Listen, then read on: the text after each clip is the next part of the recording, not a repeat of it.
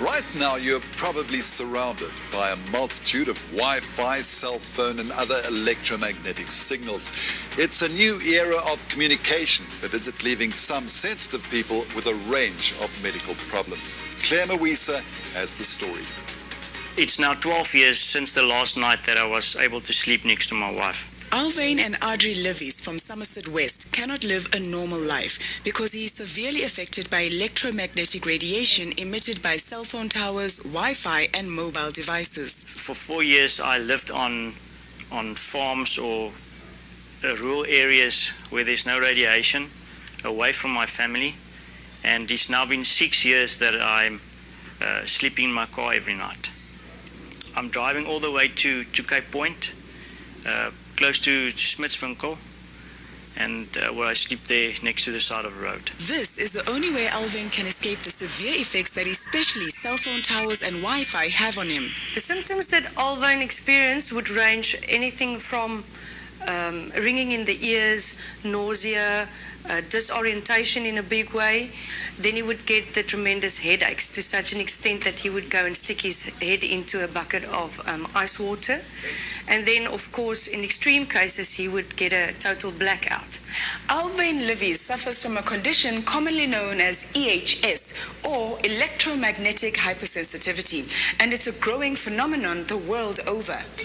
Elsa Retief also suffers from EHS, and it has all but ruined her life. Elsa now spends most of her days in a space of 2 by 1 meters under a net lined with silver.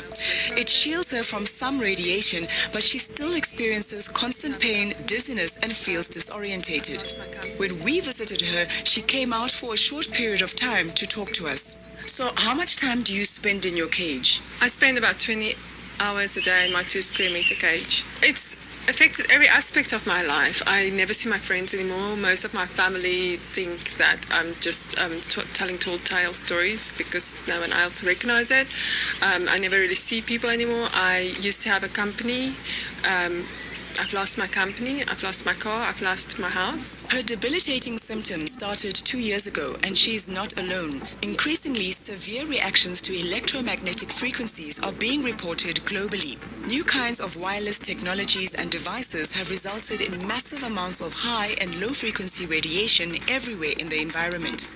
It is also known as electrosmog, and about 5 to 7% of the population is extraordinarily sensitive to it. Because symptoms vary from person to person and may be non-specific, many sufferers have experienced ridicule, not only from their friends and family, but also from medical practitioners. The medical world in South Africa, unfortunately, has not woken up to the crisis really yet, and they make it out as something psychological. Dr. Hema Kalan is a general practitioner who has done a lot of research on EHS and electromagnetic radiation.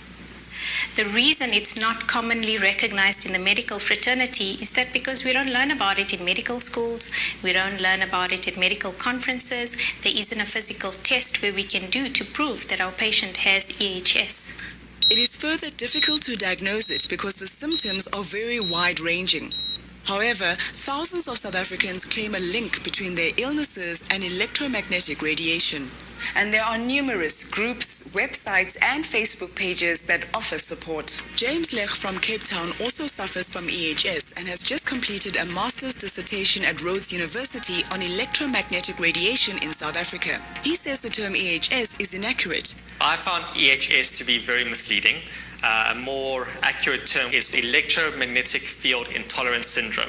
So that's EMFIS. Intolerance describes the condition a little better, and Lech has done groundbreaking work to prove that EHS is actually already a recognized medical syndrome. It has even been allocated ICD-10 codes.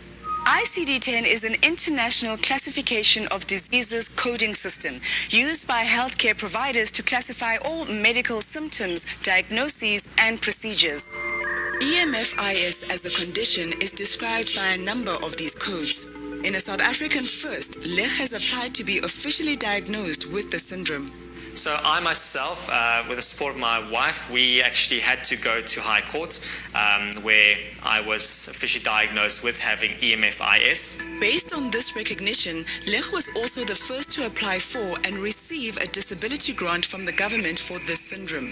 This is some vindication for EHS sufferers who were not taken seriously in the past. So, if EHS is real, not only people with the syndrome should be concerned about radiation levels. All of us are subjected to it, and it could be harmful even if we cannot detect it like EHS sufferers can. Every living organism on this planet is electrochemical in nature, and we know that the electromagnetic fields interfere with human fields. A small percentage of the population pick this interference up, and because they are intolerant to it, they then display EHS symptoms. And the interference of these electromagnetic fields is far from benign. There is overwhelming evidence that these electromagnetic fields are harmful to humans.